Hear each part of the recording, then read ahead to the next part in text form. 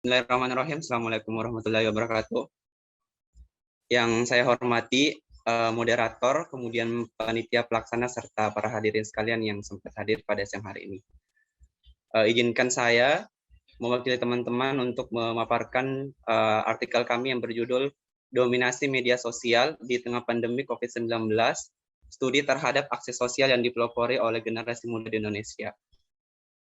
Adapun table of content-nya, ada pendahuluan, kemudian metode penelitian, hasil pembahasan, serta kesimpulan.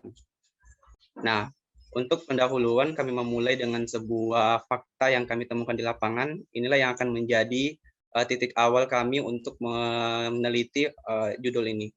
Pertama, ada dua fakta yang kami temukan, yang dimana fakta sosial pertama itu ada di Indonesia dinobatkan sebagai negara paling dermawan di dunia, dan di sisi lain ada 20 komunitas di Kabupaten Bone yang notabene digerakkan oleh pemuda lokal seperti itu. Serta semakin diperkuat dengan sebuah data dari Asosiasi Penyelenggara Jaringan Internet Indonesia yang menyatakan bahwa sebesar 51,5% masyarakat Indonesia menggunakan internet untuk mengakses media sosial. Nah, itu yang merupakan menjadi fakta sosial yang kami temukan. Selanjutnya, untuk fakta literatur kami temukan telah banyak penelitian tentang aksi sosial yang tentang penelitian aksi sosial. Namun masing-masing penelitian yang dilakukan sebelumnya itu memiliki fokus tertentu dan kesimpulan yang mereka temukan seperti itu. Oleh karena itu, penelitian ini bertujuan untuk melengkapi penelitian sebelumnya. Secara khusus, penelitian ini bertujuan untuk mengetahui 3 hal penting. Pertama, melihat bagaimana efektivitas penggunaan media sosial, kemudian respon masyarakat, serta apa aplikasi media sosial yang paling sering digunakan oleh komunitas sosial dalam melakukan aksi sosial atau kampanye kemanusiaan seperti itu. Beranjak dari itu, kami membuat sebuah argumen dasar menjadi pijakan dasar kami untuk melanjutkan penelitian. Dengan argumen itu, kami melihat bahwa media sosial menjadi media dominan dan populer untuk dimanfaatkan dalam aksi kemanusiaan.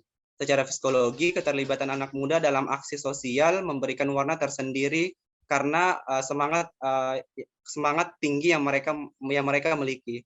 Nah, inilah yang menjadi argumen dasar dan hipotesis awal yang bakalan kami pecahkan apakah argumen itu benar atau tidak, seperti itu. Kemudian untuk metode penelitian, dalam metode penelitian kami menggunakan metode dengan pendekatan kualitatif. Nah, dalam metode ini kami menggunakan 2 tahap metode pengumpulan data, yakni metode wawancara dan observasi. Untuk wawancara kami melakukan wawancara dengan 10 informan, yang masing-masing 10 informan itu berasal dari pengurus komunitas, relawan, dan masyarakat umum. Selain itu, kami juga memperhatikan porsi gender dan umur dari informan itu sendiri. Untuk umurnya berada pada interval umur 23 sampai 26 tahun seperti itu. Untuk observasi kami melakukan observasi pengamatan langsung dengan beberapa media sosial. Dari 20 media sosial komunitas itu, kami mengamati beberapa kegiatan yang mereka post di Instagram mereka, dan kami menemukan beberapa data yang bisa dijadikan sebagai data olahan di penelitian ini seperti itu. Selanjutnya, setelah kami menemukan data, kami melakukan tahap analisis, di mana tahap analisis itu kami lakukan dengan cara reduksi data, kemudian rangkuman ikhtisari dan sinopsis temuan lapangan, serta terakhir kami melakukan interpretasi data untuk menarik sebuah kesimpulan yang nantinya akan dibahas lebih lanjut seperti itu. Nah, adapun untuk hasilnya, kami menguji pertama untuk bagaimana apakah penggunaan media sosial efektif digunakan oleh komunitas dalam penggalangan dana di Kabupaten Bone itu sendiri. Beberapa informan yang kami wawancarai mengatakan cukup efektif. Dengan informan ini menilai efektivitas itu dari aspek keterjangkauan wilayah, biaya, tenaga, dan waktu. Nah, selain dianggap cukup efektif, para informan juga menilai bahwa media sosial merupakan media yang paling aman untuk digunakan masa pandemi ini, karena kita dilarang untuk berkerumunan seperti itu. Beberapa informan menyatakan seperti itu. Namun di sisi lain, ada juga informan yang notabene juga seorang aktivis komunitas atau aktivis sosial menyatakan penggunaan media sosial itu tidak cukup efektif karena beberapa kasus yang mereka temukan itu mereka melihat bahwa jumlah nominal yang mereka peroleh saat melakukan aksi sosial atau penggalangan dana dengan cara offline itu nominalnya lebih besar ketimbang penggalangan dana yang mereka lakukan dengan cara online.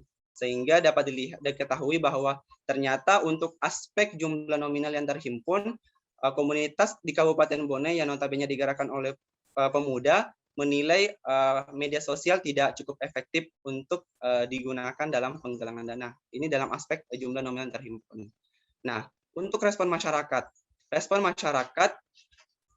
Beberapa respon masyarakat yang kami peroleh itu, masyarakat rata-rata percaya dan yakin kepada aksi sosial yang dilakukan oleh komunitas sosial, serta adanya dorongan untuk membaca informasi yang dibagikan lewat media sosial komunitas seperti grup WA dan Instagram. Dan juga adanya dorongan untuk berdonasi, namun dengan syarat ketika mereka telah memiliki kecukupan dana atau kelebihan rezeki, seperti itu. Nah, masyarakat juga memberikan respon bahwa mereka akan percaya, akan yakin menyalurkan dana mereka, akan mengamanahkan dana mereka untuk didistribusikan dengan mempertimbangkan beberapa kriteria yang mereka lihat di komunitasnya. Pertama, ketika komunitas itu mampu mempublikasikan setiap aksi sosial yang mereka lakukan, mulai dari proses perhimpunan sampai proses penyaluran seperti itu. Kemudian yang kedua, ada juga informan yang menyatakan bahwa kami percaya ketika kami memiliki teman atau kerabat di dalam komunitas itu. Oleh karena itu, dengan yakin kami akan menyalurkan donasi kami lewat komunitas tempat kerabat kami berada seperti itu. Selanjutnya, nah, untuk melihat aplikasi yang paling sering digunakan oleh komunitas sosial yang ada di Kabupaten Bone, ada dua kami temukan, dua aplikasi, yakni aplikasi WA dan Instagram. Kedua aplikasi ini dipilih untuk dimanfaatkan dalam penggalangan dana karena Instagram dan WhatsApp memiliki popularitas yang cukup tinggi, kemudian fiturnya cukup lengkap dan mudah dioperasikan oleh beberapa golongan, baik itu anak kecil, bahkan beberapa orang yang sudah lanjut usia menggunakan WA seperti itu. Nah, selanjutnya untuk kesimpulannya. Kesimpulan yang kami temukan, kajian tentang dominasi media sosial di tengah pandemi dan korelasinya dengan aksi sosial oleh komunitas pemuda telah memungkinkan ditemukannya dua hal penting. Pertama, kehadiran media sosial mendorong pemuda menciptakan model baru yang dikemas secara kreatif dalam mengaktualisasikan jiwa sosial yang mereka miliki. Kemudian kedua, untuk memperlihatkan bagaimana cara komunitas membangun kepercayaan publik atau goodwill yang juga mereka juga memperlihatkan bagaimana bentuk pelaporan tanggung jawab yang secara transparan menggunakan media sosial. Selain itu, media sosial juga dinilai mampu berkontribusi besar dalam membangun kultur filantropi, khususnya di kalangan pemuda. Kontribusi tersebut bisa berupa peningkatan dana sosial yang terkumpul, sehingga ketika dana sosialnya terkumpul dengan banyak, maka akan banyak pula masyarakat yang dapat merasakan manfaat dari dana tersebut.